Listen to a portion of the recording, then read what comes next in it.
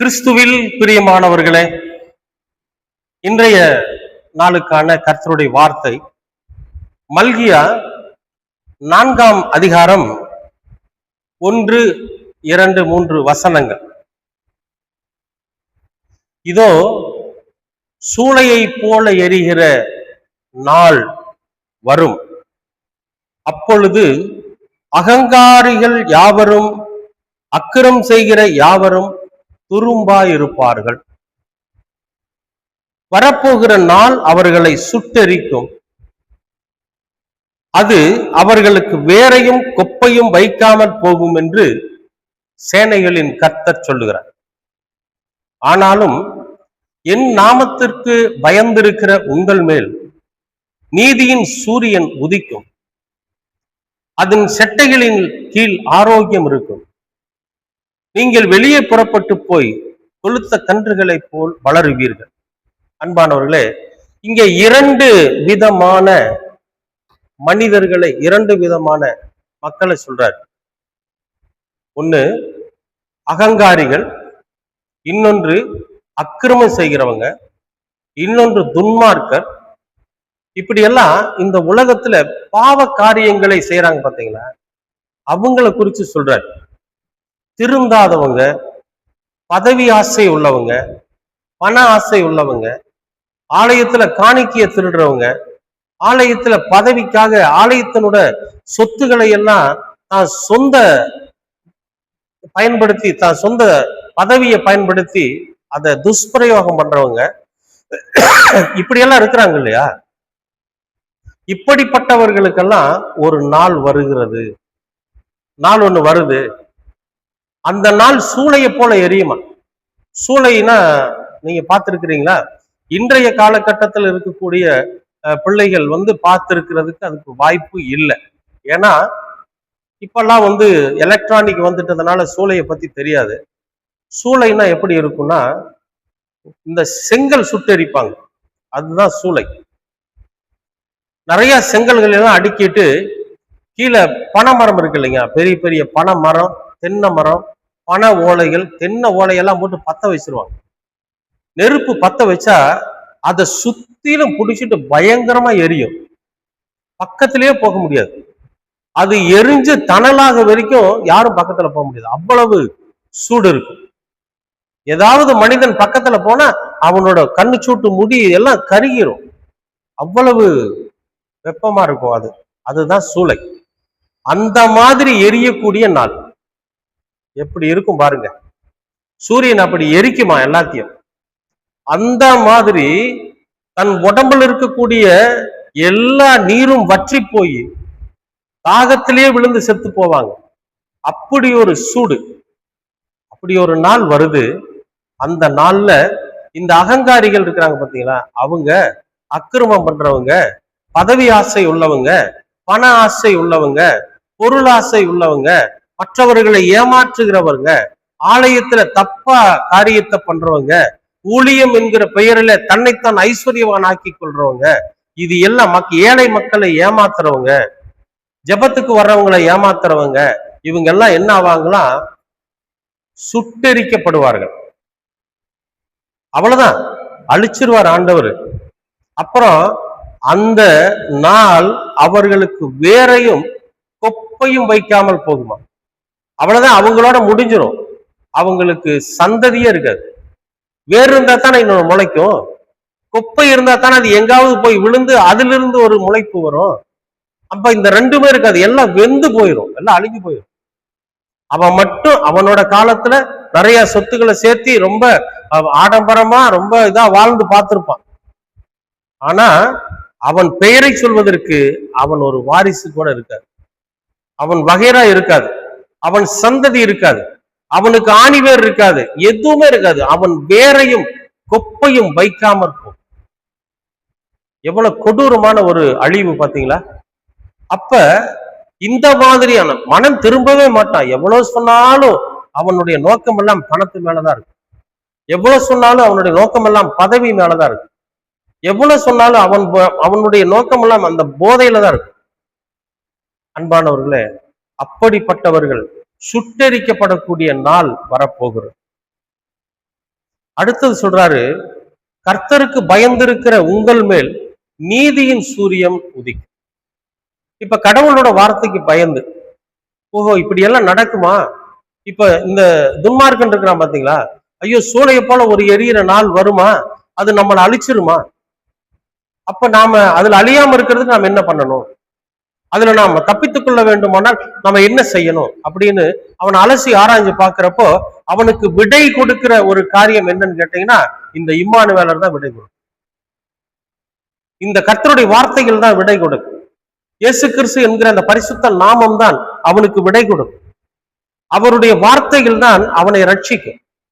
அப்ப அந்த ரட்சிப்புக்குள்ளாக அவன் தன்னை அந்த ரட்சிப்புக்குள்ளாக நடத்தி கொள்ளுகிற போது அவன் என்ன ஆயிடுவான், கடவுள் பயத்தை உள்வாங்கினவனா இருப்பான்.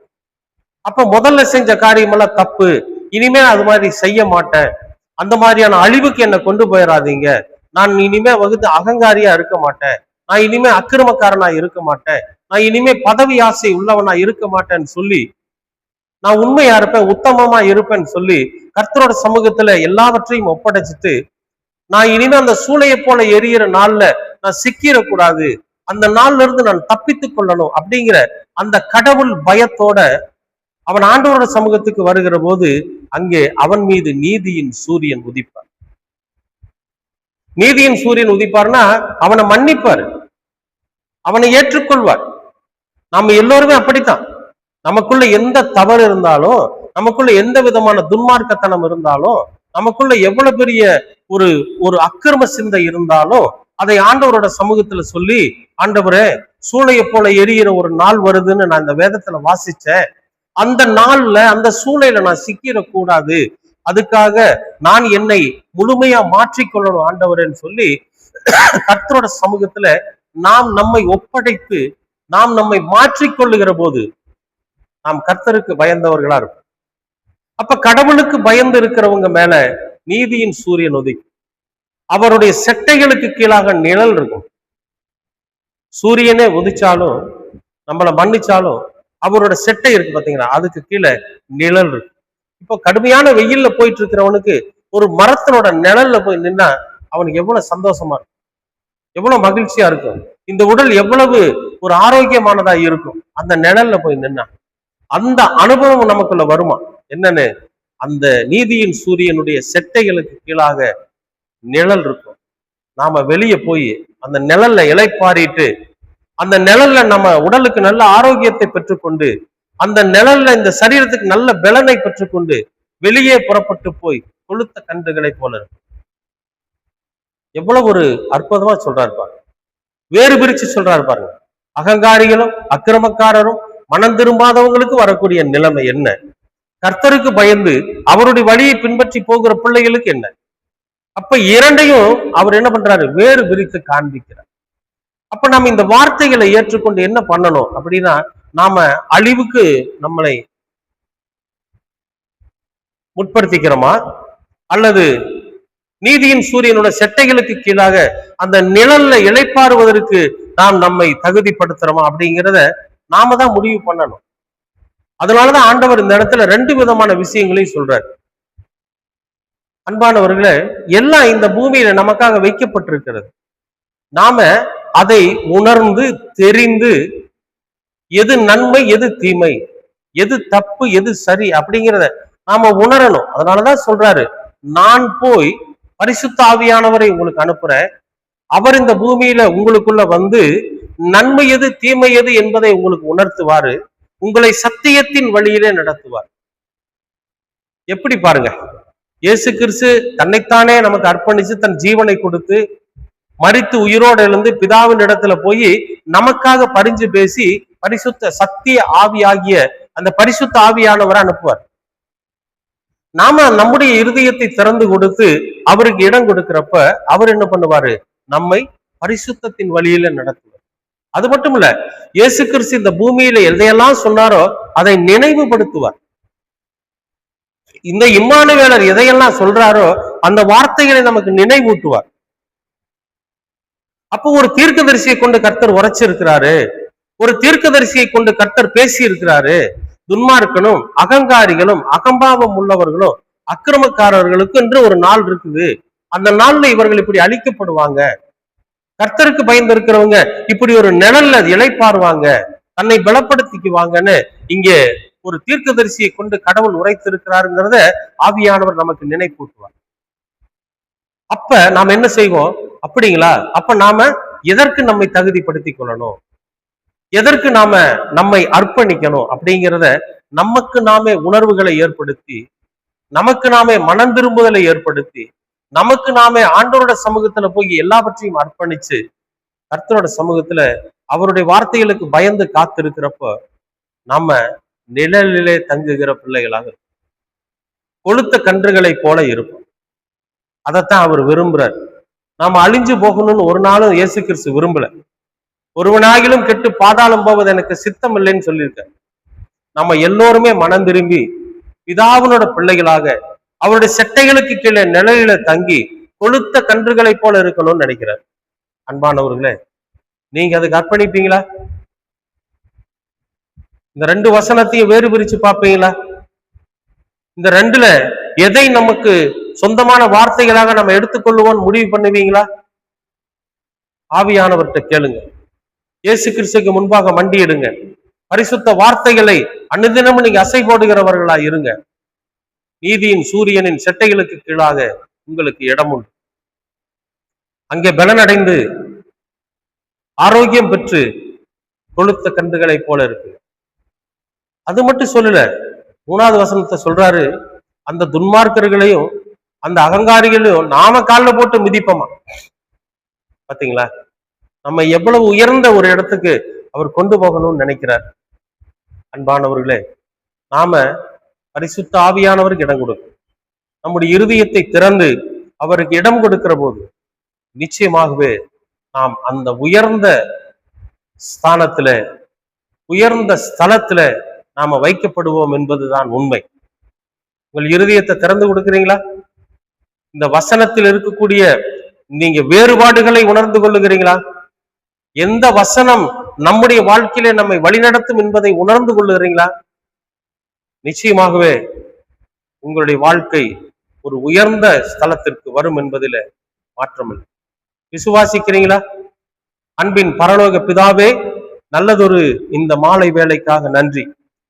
இந்த மாலை நேர மன்னாவிலே கர்த்தர் கொடுத்திருக்கிற வார்த்தைக்காகவும் நன்றி.